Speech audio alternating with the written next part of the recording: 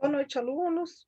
Hoje a gente vai para mais uma aulinha na disciplina de saúde ocupacional, de enfermagem do trabalho, né? A gente vai falar um pouquinho sobre a NR6, o controle de materiais, o uso dos EPIs, vai entender cada EPI, para que serve, né? Quais os tipos de EPIs, qual que é a diferença entre eles, para a gente já entrando mais no clima de enfermagem do trabalho, tá bom?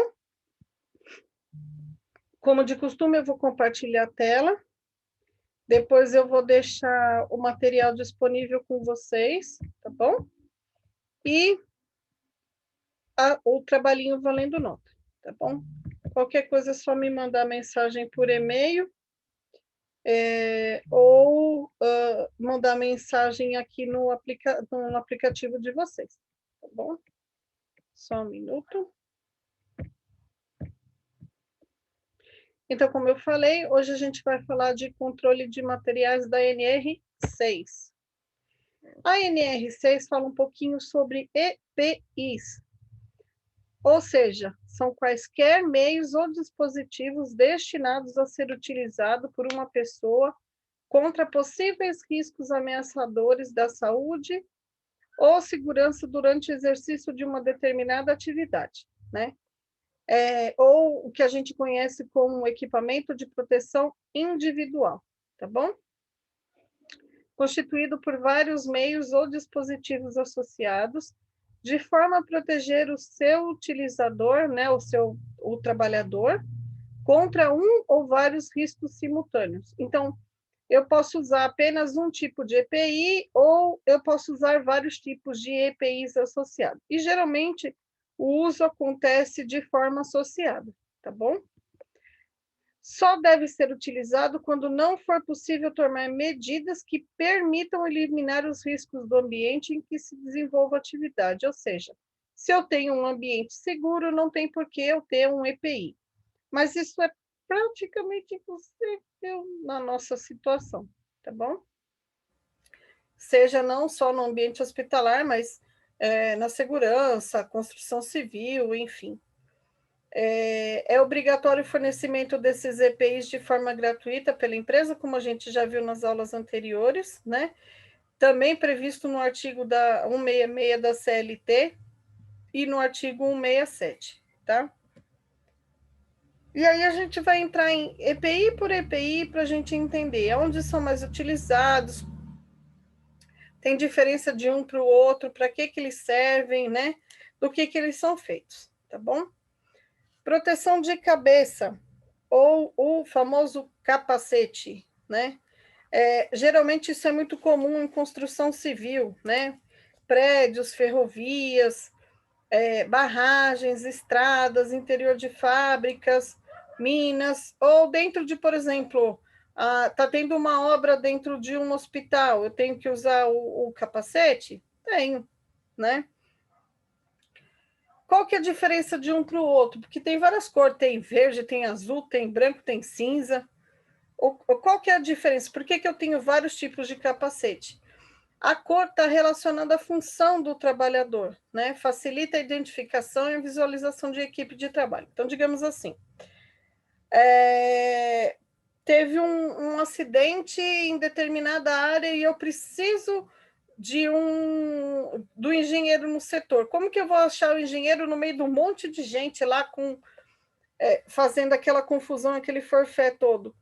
Eu olho pelo capacete. O capacete cinza, por exemplo, é o do engenheiro. Então, eu já sei onde ele está, eu já posso correr até ele e pedir o socorro que eu preciso. Geralmente, esse capacete é feito de plástico, com suporte interno regulável, ou seja, ele tem que ficar totalmente adaptado e preso à minha cabeça para que evitar que, em qualquer impacto, ele se desloque. Pode ter viseira ou sem viseira, tá bom? Então, olha lá, ó, por isso que eu falei, tá vendo? Ó? Aqui é a proteção interna, tá vendo? Aqui é onde eu consigo fixar ou não e regular o tamanho da cabeça. O cinza numa obra, eu sei que ele é o engenheiro, né? Ou o branco, pode ser o engenheiro mestre de obras. Às vezes eu nem sempre tenho o mestre de obra eu tenho só o engenheiro, ele pode usar o cinza ou o branco, tá? Mas olhando de uma forma geral, cinza ou branco, eu sei que é o responsável pela obra, tá? Seja ele o engenheiro ou o mestre de obra. Azul, pedreiro, vai ser engraçado, né? Próxima vez que vocês passarem em obra de construção civil, vocês vão prestar atenção para ver se está todo mundo direitinho. Verde, serventes ou operários, né? Aqueles que vão estar fazendo a limpeza, né? Ou ajudante geral, tá? Vermelho, carpinteiro, aquele que cuida da madeira, da parte de marcenaria da obra. Laranja, eletricista, né? Então, toda a parte elétrica é responsabilidade dele. Preto ou marrom, a equipe de técnico em segurança do trabalho, né? Amarelo, visitante. Se eu for visitar, entrar numa obra para fazer uma inspeção ou ver o que está acontecendo, eu posso entrar com o capacete amarelo, por exemplo. Ou se eu faço parte da equipe de segurança do trabalho, eu posso colocar o marrom ou o preto e alguém já vai me identificar. Se tiver qualquer acidente, eles sabem que eles podem nos procurar, tá bom? Proteção auditiva, ou os abafadores de ruídos, né? Ou protetor auricular e tampão, para evitar a exposição a ruídos fortes que prejudiquem o sistema auditivo. Então, por exemplo, quem trabalha na área de ressonância magnética, que aquele barulho é extremamente alto dentro da sala de ressonância do aparelho, dentro da sala do aparelho, né? Então, obrigatoriamente, eu tenho que entrar lá com um abafador de ruído, ou dessa forma, e geralmente isso a gente dá para o paciente colocar dentro do equipamento onde o barulho é maior, junto com esse aqui, que fica mais posicionado dentro do pavilhão auricular, tá? Ou esse outro formato. Então, existem várias formas de protetor auricular.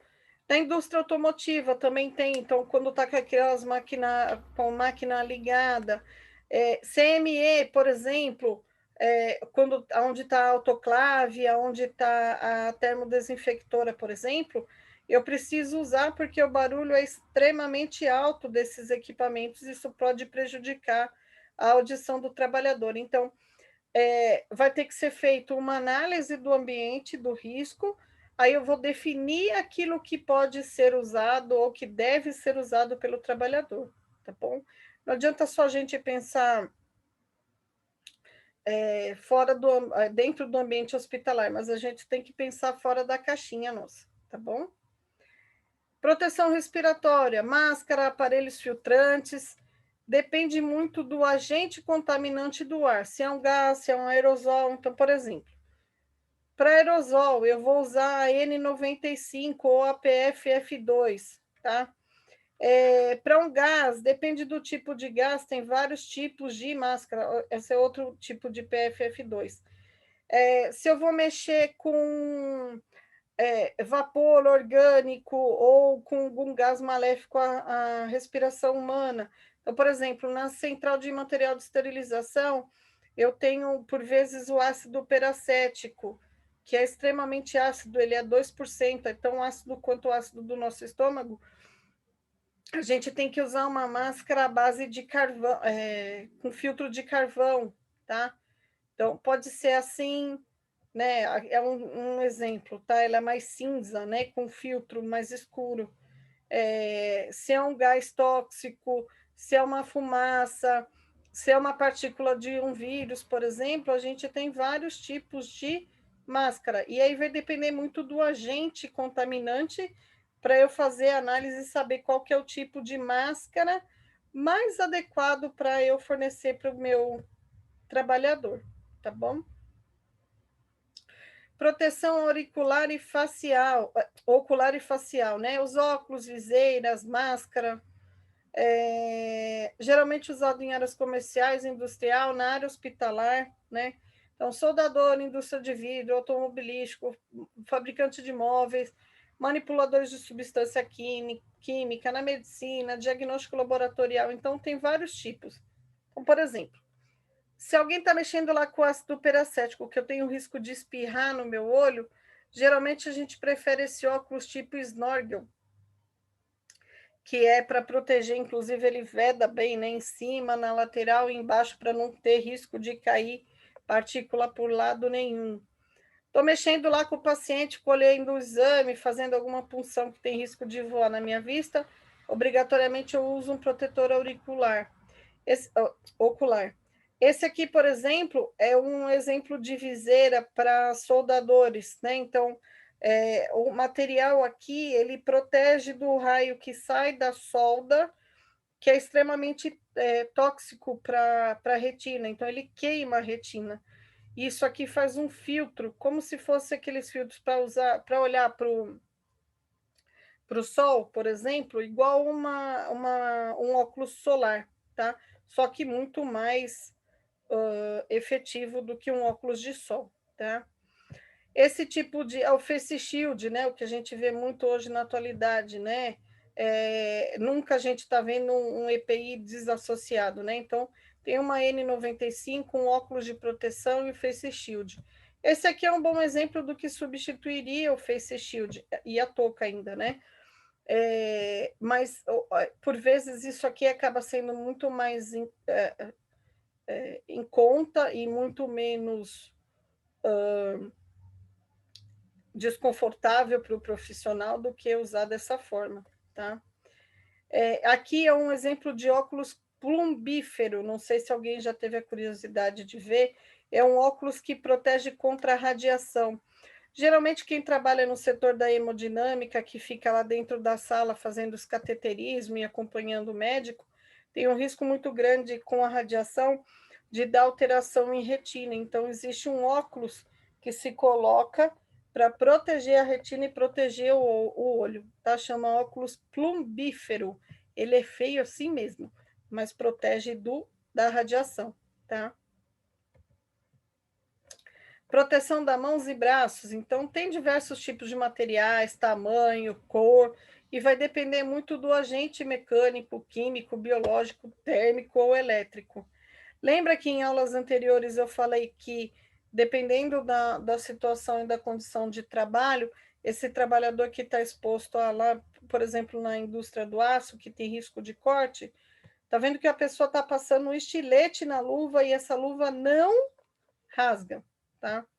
E aí a gente tem luvas térmicas para mexer nas autoclaves e nas termodesinfectoras na CME, para lavar material, isso o pessoal da higiene hospitalar também usa bastante. Vai muito de acordo com aquilo que a gente precisa, tá bom? Fora as nossas luvas normais de procedimento que previnem contra riscos biológicos, tá bom? Então depende muito. Aqui tem mais alguns exemplos de luvas de segurança, luvas de proteção, né? A luva cirúrgica, essa aqui é uma estéreo. Luva de profissional sanitário, então, geralmente o pessoal da higiene ou da limpeza passa recolhendo com uma luva dessa. Essa aqui é muito comum, que é a luva térmica, essa, ou essa aqui que a gente vai usar para pegar materiais quentes. Então, profissional sanitário usa, lixeiro usa, reciclagem usa, resíduo químico, bombeiro, soldador, cortador de diversos materiais. Depende muito do agente com o qual eu vou estar lidando, eu tenho que ter um tipo de luva específico. E cada uma tem a sua determinação, a sua função bem descrita para qual ela serve ou para aquilo que ela vai impedir que o meu profissional tenha exposição, tá? Proteção para os pés, né? Então, sapatos, coturnas, botas, depende muito do risco mecânico, risco químico, risco elétrico ou risco de queda. Aqui, por exemplo, a gente tem um exemplo de uma bota com a biqueira de aço. Então, se cair qualquer material cortante aqui na ponta, não vai perfurar o pé do trabalhador. Aqui é o exemplo de um croque nosso, né? Que a gente usa no hospital, em centro cirúrgico, por exemplo. Botas mais longas, né? Para lavar, para dar banho num paciente, né? Uma bota branca, assim, geralmente. Depende muito do risco. Aqui, para fazer uma escalada, subir uma parede, por exemplo, depende muito da função desse trabalhador, tá?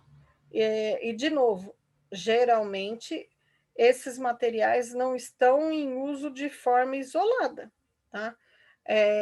Não dá para imaginar, por exemplo, um profissional da saúde entrando para atender um paciente de Covid só usando uma máscara N95, por exemplo. Então, ele vai estar com avental, touca, luva, máscara, óculos de proteção e face shield, dependendo do procedimento. Então, são no mínimo 5 a 6 EPIs que ele vai estar usando, tá bom? Proteção contra quedas, então, cinto de segurança, sistema de paraquedas, cinturões, depende muito da onde eu vou estar trabalhando. Geralmente, a gente usa eles associados contra quedas, impactos, ou risco de queda. Então, está trabalhando lá no andaime, obrigatoriamente eu vou ter que estar preso, né? Então, tem as rodanas, tem o cinto de segurança, tem as cordas, tem as faixas. Depende muito da atividade que eu vou estar fazendo, desde que tenha um risco de queda, obrigatoriamente esse trabalhador tem que usar tem que usar o cinturão, tá bom? Proteção de tronco é o avental, então protege contra produtos químicos e até mesmo da radiação e produtos biológicos. Esse aqui é muito comum, a gente vê na área hospitalar, né? O avental descartável para se usar em isolamento de contato. Esse aqui é um avental para se lavar, então pode usar em bar, restaurante, na própria central de esterilização, né? Dependendo. Por vezes eu tenho que usar um avental de manga longa, que esse aqui é descartável, mas ele poderia ser reutilizável para lavar material, para não ter risco de expor os braços quando eu estiver lavando. Esse aqui é um avental de proteção pumbrífera, que é o de chumbo, né? Para proteger de radiação. Via de regra, às vezes o protetor de cervical ou de tireoide nem sempre vem associado ao avental de chumbo, mas existe uma proteção de chumbo para o pescoço. Então, quem está dentro de uma sala de tomografia, de uma sala de raio-x, ou de uma sala de hemodinâmica, por exemplo, que tem exposição à radiação, tem que usar esse protetor, tá bom? Hoje foi essa aulinha, um pouquinho mais rapidinha do que as demais, para a gente entender um pouquinho desses materiais, tá bom? Dúvida, eu estou à disposição e a gente se vê na próxima aula. Abraço a todos. Tchau, tchau.